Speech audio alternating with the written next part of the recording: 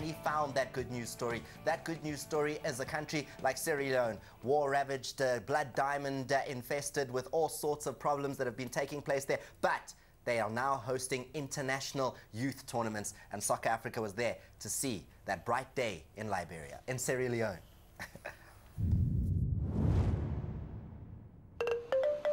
Some of the best under-17 youth teams from West Africa and even Norway and Brazil converged on Freetown, capital city of Sierra Leone, last week to take part in an international youth tournament organized by FC Johansen.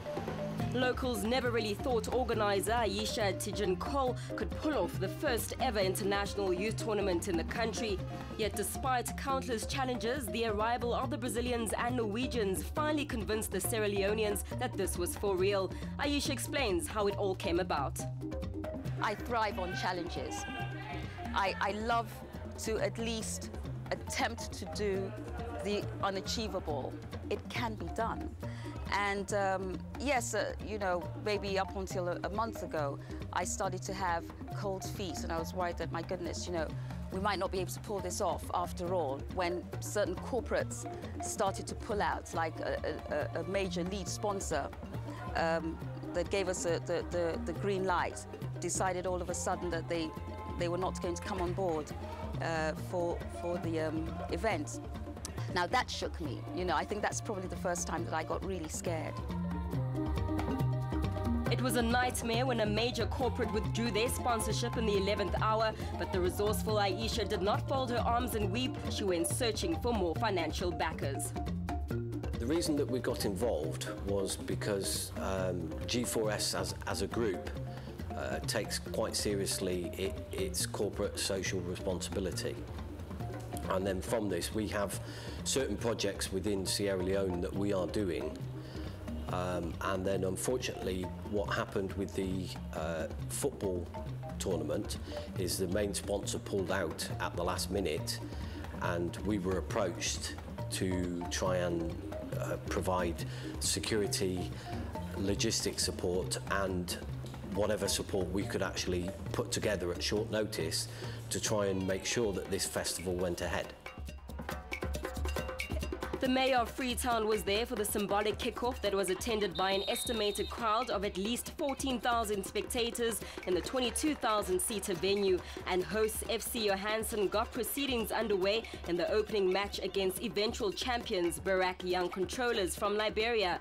There were tough exchanges throughout the match, which ended goalless, but in the second match of the first day, Guinea's under-17 team proved too strong for Leone Stars in a free-flowing game that provided spectators with plenty to cheer about. Hey, my friend. It's fun, it's games, it's a meeting of all cultures. You know, the Norwegians, they whipped up a crowd here. I don't even know how they did it, but, you know, they're joking and laughing. They're having tremendous fun. To be honest, a lot of people didn't believe that the Brazilians would come, so the turnout, the word has spread, and it's just, you go around this morning, everybody was talking about it, the offices. It's just, it's very exciting, and yeah, I mean, people come from work, they come and sit, it's 3 hours of relaxation for them. It's, I'm really excited. I don't know what to say, I've lost my voice actually. Liberty professionals from Ghana played some delightful football, and their coach explained that they were in Freetown to enjoy themselves. This tournament is one of the best tournaments I've seen so far in West Africa.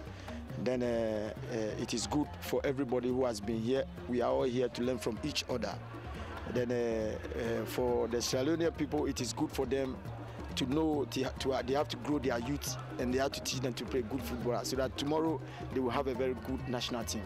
The Liberians qualified for the final by beating Cruzeiro from Brazil, and Sierra Leone's favorite son, Mohamed Kallon, conducted the symbolic kickoff in the final, which was hotly contested. The Leone Stars thought they had the first goal, only to be caught offside. Then later on in the game, their second attempt was denied by the woodwork, leaving the match wide open to either side.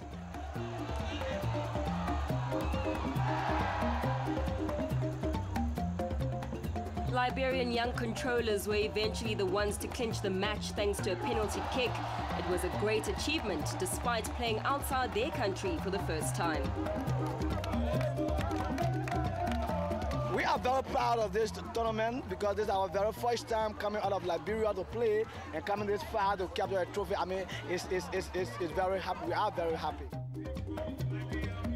Hosting the tournament was a major achievement for Sierra Leone as a country, and kudos to organizer FC Johansen, particularly their sprightly boss Isha, who deserved more support from the country's corporate bodies after staging the tournament using her own resources. For Sierra Leoneans, I think this is one big step forward towards rebranding the image of Sierra Leone. As you well know, the tag, that label of war, mayhem, has been tagged on Sierra Leone and Sierra Leoneans for the longest time. So really, with the coming of cultures and countries, young kids coming to Sierra Leone to celebrate football, to have a good game of football, is one big step forward to a positive image of Sierra Leone. TK, the dangerous striker that you are, you were in... I don't know. So she had to actually bring the Brazilians, Cruzeiro from Brazil, and a Norwegian side as well. And the funny thing is, people across the country didn't believe that, I mean, an international team could come to Sierra Leone. It was only when the Brazilians arrived that they realized that this was the real thing.